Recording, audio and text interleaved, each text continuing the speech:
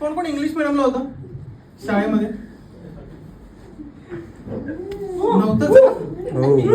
अच्छा, वू हे English medium Wu करतात, आपल्याला हातवर करतात. मग मला असं वाटतं की मी वगैरे त्या मुली आहेत ना इंग्लिश मिडियमच्या, समजा आता मी त्यांच्या मध्ये आलो तर ते म्हणतात की एक्सक्यूज मी, स्टेप साईड. कसं विनम्रतेने विचारतात. आम्हाला ना थोडीच इंग्लिश येते मराठी म्हणायला, एकदम थोडी येते, पण बाप येते. आम्ही कसं बोलतो माहिती का? साईट.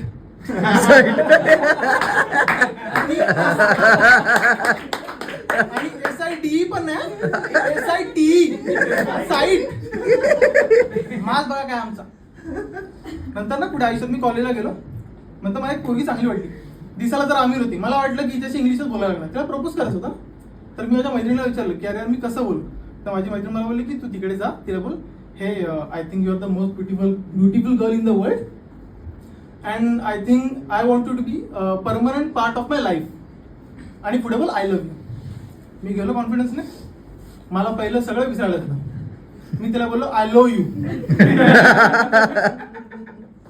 ती थोडी थांबली, गॅप घेतलं तिने, माझ्याकडे बघितलं आणि मला म्हटली साईट.